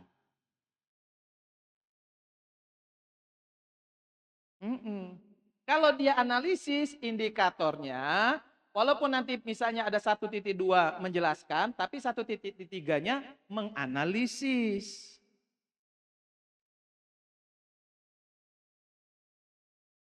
Dah? Perhatikan lagi. Teknik dan, oke, ini berarti ada berapa indikatornya? Ada 3. Teknik dan kriterianya apa? Teknik non-tes. Apa? Meringkas materi kuliah, kemudian ada kuis soal isi. Kriterianya apa? Pedoman penskoran atau bisa ditambah di sini rubrik. Nah, bentuk pembelajarannya ada 2, luring, daring. Nah, lihat ya. Kalau seandainya dia kuliah, lihat kuliah tadi terbagi berapa? 3 kan? Apa yang pertama? Tatap muka, penugasan terstruktur, kemudian belajar mandiri. Lihat kode ini. Diputar, jangan dihitung, putar. Bisa nggak diputar? Oh, lihat situ aja ya. Oke, baik. Lihat di sini ada PB. PB ini apa? PB ini apa?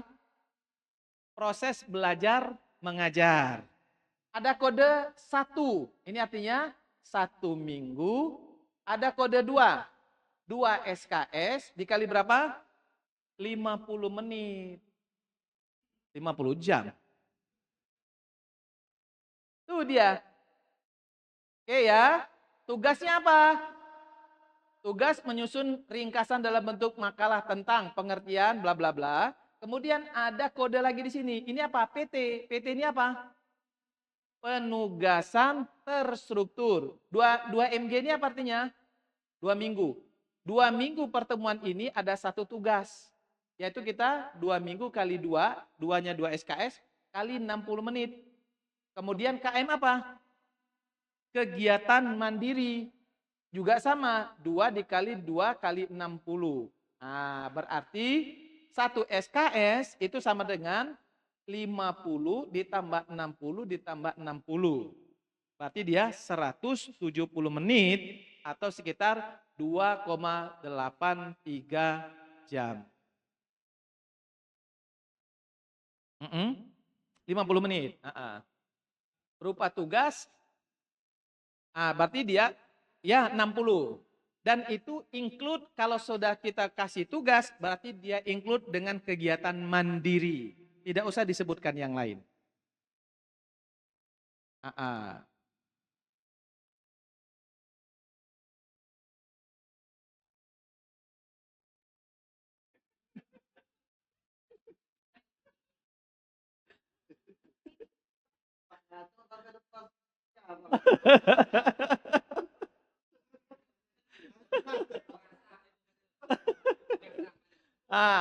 Nah, kemudian ada diskusi asinkron. Lihat ya.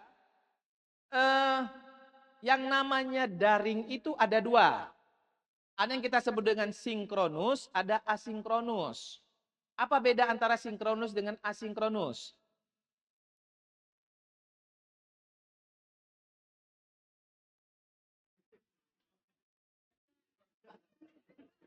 Antara sinkron nggak sinkron lagi. Ini ya termasuk yang kita apa yang asinkronus ini. Kenapa nggak sinkron lagi?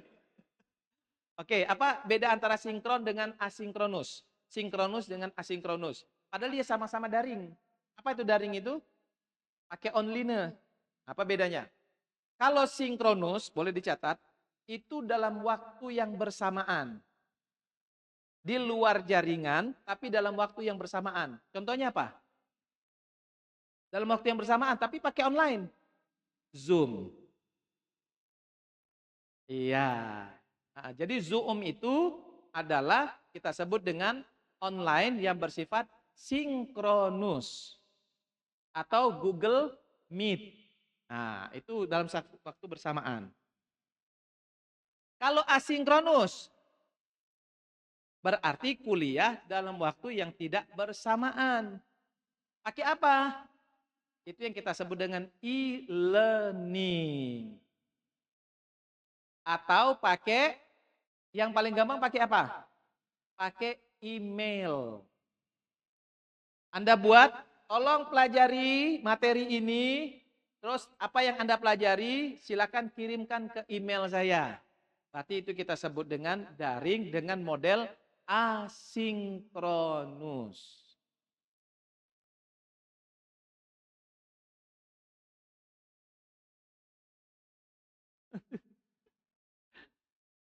Iya, ujung-ujung kronis. Udah Pak, ini udah kronis Pak, udahlah cukup. Udah nggak tampung lagi di otak ini. Iya, karena ini harusnya berapa jam kita padatkan menjadi 15 menit. Lalu ada materi pembelajaran dan kemudian ada pustaka. Ini dia. Apa apa yang mau diajari? Oh, rupanya ini yang paling sering dosen-dosen lakukan. Pertemuan pertama, perkenalan ya, kontrak perkuliahan. Cilaka lah itu ya. Satu lah itu habis satu pertemuan. Boleh enggak? Enggak boleh. Iya, karena pertanyaan begini, perkenalan itu mengukur sub CPMK mana? Iya. Siapa itu? Hmm? Saya juga seperti itu masalahnya. Ya sudah, sekarang udah tobatan nasuha sekarang. Enggak ada. Hah? Iya, karena ya Pak Ketua. Iya, masa perkenalan sampai 2 kali 24 jam tamu harap lapor itu. Nah, boleh, tapi singkat saja. Itu yang kita sebut dengan penjelasan RPS. Dijelaskan kontrak kuliah, perkenalan, langsung masuk kepada materi. 3 minggu perkenalan, bagus. Bagus itu, berarti kan memang chemistry benar-benar mau dibangun ya. Nanya rumah, ukuran sepatu, ya.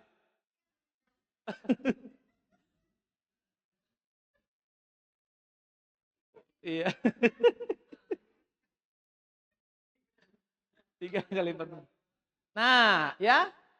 Terus apa materinya di sini kita sebutkan. Nah, Bapak Ibu teman-teman ada kode 6 halaman 10 sampai 40. Apa maksudnya? Hah?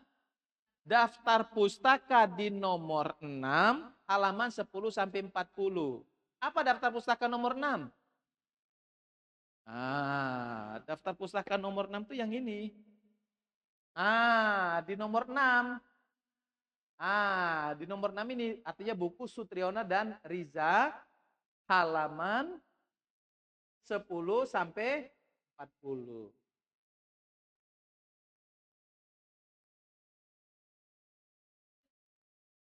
Nah, terus bobotnya berapa untuk pertemuan 1 dan 2 untuk menilai tugas ini? 15%. Dari mana 15%? Itu faktor subjektivitas dari dosen. Tergantung dengan kedalaman, keluasan, dan ketebalan. Atau gampang-gampangnya begini, ini kan 2 kali pertemuan. Maka kita bagi 2 dibagi 14 dikali 100, dapatlah dia 15. Atau 2 dibagi 16. Boleh silakan. Nah, saya nunjukin cuma 1 aja. Atau yang terakhir nih, yang terakhir. Pertemuan keberapa ini? Pertemuan ke, ini dia nih ya. Nih, 11, 12, 13. 14, 15. Nah, ini kan seperti ini dia buat. 11, 12, 13 berarti ini tadi. Pertemuan 11, 12, 13 untuk mengukur sub CPMK 4. Nah ini. Minggu ke-11 ada tutorial penjelasan dan kemudian diskusi daring asinkronus. Berarti tidak dalam waktu satu yang sama. Sudah? Selesai? Satu materi lagi. Oke. Yang ini gampang. Yang ini tolong lihat yang terakhir. Yaitu template-nya. Saya mau jelaskan sedikit saja. Ya, template. Teman-teman, kalau teman-teman sudah membuat Excel itu, pada prinsipnya teman-teman itu sudah menyelesaikan 90% dokumen kurikulum. Nah, ini aja yang dicontohkan. Nah, buka template dokumen kurikulumnya. Sudah? Bab 1. Bab 1-nya adalah identitas program studi. Bab 2, evaluasi kurikulum dan tracer study. Ya kan? Bab 3, landasan perancangan dan pengembangan kurikulum. Nah, ini saya lihat nih. Landasan filosofis, ini ya. Ini landasan filosofis, sosiologis, psikologis, historis. Anda copy paste saja di buku panduan. Ada itu, coba. Find aja, filosofis misalnya. Find. Yang di buku panduan, buku panduan. Di buku panduan. Nah, ketemu belum? Ini kayaknya sudah agak bingung-bingung antara buku panduan dengan Word, nampaknya bingung nampaknya. Buku panduan kurikulum.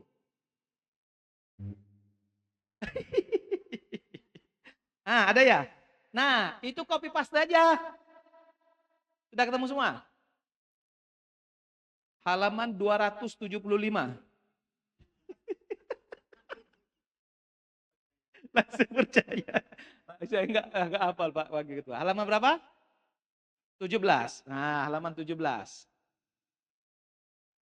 17, ini menyesatkan nampak ini. Sudah ketemu?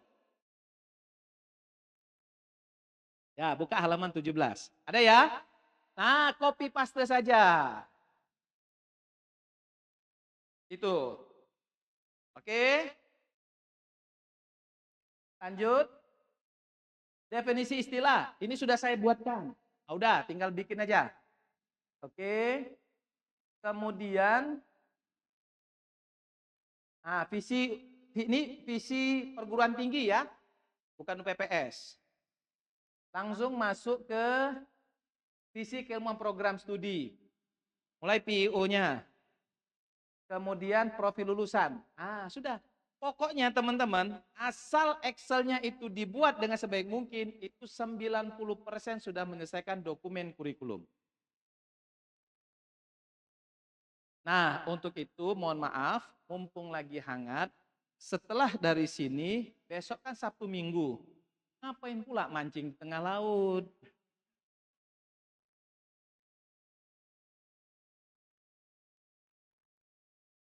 Tolong Pak Ketua nanti besok WA saya, siapa yang mancing ke laut? Nampaknya kopiah putih itu nampaknya itu. Udah hobi ya.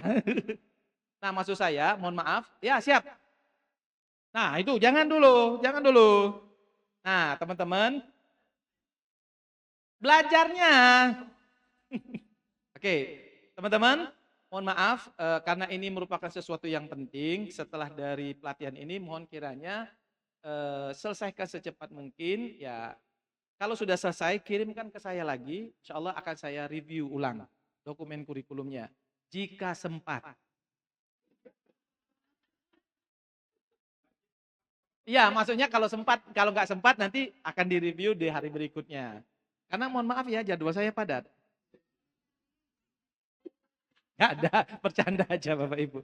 Ya insya Allah akan kita review, hasil reviewnya akan saya kembalikan lagi ke teman-teman. Dan mohon kiranya kalau bisa paling lambat 1 minggu semuanya sudah selesai. Ya, oke, berapa lama? 1 minggu itu berapa hari? Nah, oke ya, jangan ditambahkan. Nambah pula, kan itulah makanya kan. Nah, oke, terima kasih. Dan untuk mengakhiri kita tepuk tangan semuanya beri proses. Terima kasih, mohon maaf jika ada kekeliruan dan kekhilafan kepada teman-teman. Kalau seandainya bercandanya sedikit kelewatan dan sebagainya, saya mohon maaf. Itulah saya. Ya, nggak ada maksud lain kecuali memang menghina dan mengejek lah, kira-kira begitulah. Terima kasih dan kami akhiri ucapan assalamualaikum warahmatullahi wabarakatuh.